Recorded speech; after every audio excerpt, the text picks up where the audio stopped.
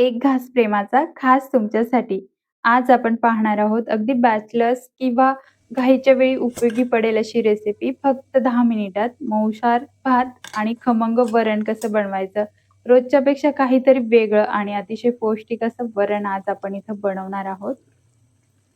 चला तर मग वेळ न घालवता आपण रेसिपीला सुरुवात करूया.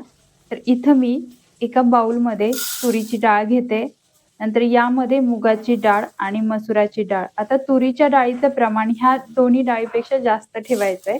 आता ह्या तिन्ही डाळी आपल्याला स्वच्छ धुवून घ्यायच्या आहेत. तर एका कुकरच्या डब्यामध्ये काढून घ्यायच्या, ज्यामध्ये आपल्याला ही डाळी शिजवून घ्यायच्या. त्याच्यामध्ये डाळी काढून स्वच्छ धुवून घ्यायच्या. नंतर त्याच्यामध्ये पाणी ओतून पाव चमचा हिंग, पाव चमचा हळद घालायची. नंतर इथे 3 ते 4 मिरच्या अशा मध्ये मोडून आपल्याला ह्या डाळीमध्ये घालायच्यात. नंतर अर्ध टोमॅटो त्याच्यासुद्धा फोडी करून आपल्याला इथेच घालायच्या, कारण की हे आपल्याला झटपट वरण करायचंय त्याच्यामुळं अशा पद्धतीने ते फोडी करायच्या. आता ह्या डाळीमध्ये घालायच्या. नंतर वरून 1 चमचा तेल. आता इथे मी 1 वाटी इंद्रायणी तांदूळ स्वच्छ धुवून घेतलाय. नंतर यामध्ये मीठ टाकून 1 चमचा तेल घातलंय आणि हे मिक्स करून घ्यायचंय, म्हणजे मीठ चांगलं विरघळून जाईल. नंतर कुकरमध्ये आता 1 ते 1.5 ग्लास पाणी ओतून यामध्ये एक जाळी ठेवायची आणि त्याच्यावर इथे आपल्याला कुकरचे डबे ठेवायचे. जो भाताचा डबा होता तो खाली ठेवलाय. नंतर इथे डाळीचा डब्बा ठेवलाय. आता झाकण लावून घ्यायचंय आणि कुकरमध्ये डाळ लावताना ना त्यात 1 ते 2 थेंब तेल किंवा तूप नक्की टाका आणि थोडी हळद, थोडा हिंग घाला. यामुळं काय होतं, डाळ लवकर शिजते आणि शिट्टी होताना पाणी कुकरच्या बाहेर उतू जात नाही. त्यामुळे ह्या गोष्टी सुद्धा लक्षात घ्या. आता इथे 3 ते 4 शिट्ट्या काढून घ्यायच्या. 4 शिट्ट्या तर काढाच, कारण छान डाळ शिजली जाते. आणि वरण भातासोबत खाण्यासाठी हा भात थोडा मऊ छान लागतो. आता इथे आपण फोडणीचं साहित्य, मी इथे 8 ते 10 लसूण पाकळ्या ठेचून घेतल्या, कढीपत्ता, कोथिंबीर, मोहरी, जिरं, हळद, हिंग आणि मीठ. आता इथे 4 शिट्ट्या झाल्या की कुकर पूर्णपणे थंड करून घ्यायचा आहे. आता इथे झाकण काढून घेऊया. हे बघा, 4 शिट्ट्यांमध्ये डाळ व्यवस्थित शिजली आहे. आता आपण हे कुकरमधून बाहेर काढू.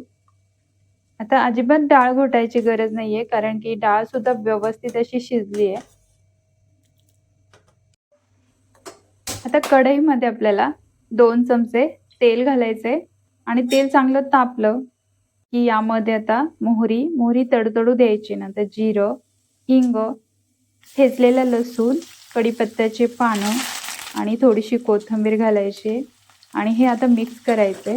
आणि नंतर आपल्याला शेवटला याच्यामध्ये हळद टाकायची, कारण लगेच हळद टाकली तर ती जळते आणि वरण असं लालसर दिसतं. त्यामुळे फोडणीत शेवटला आपल्याला इथे हळद घालायची. आता जी आपण डाळ शिजून ठेवली होती ती लगेच घालायची आणि गरजेनुसार याच्यामध्ये पाणी घालायचंय. जास्त पण पातळ डाळ करायची नाही. आता हे मिक्स करून घ्यायचंय आणि इथे आता चवीपुरतं मीठ टाकायचंय. आता इथे आपल्याला एक खळखळून उकळी येऊ द्यायची आहे. चांगली अशी उकळी आली की आपलं वरण तयार.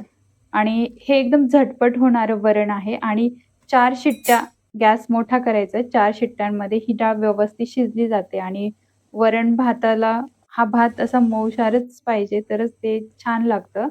म्हणून इथे आपण 4 शिट्ट्या घेतोय. आता छान अशी उकळी आली की गॅस बंद करायचा आहे. तर इथे आपलं वरण आणि भात तयार झालाय. अगदी 10 मिनिटामध्ये हा भात आणि वरण तयार झालंय.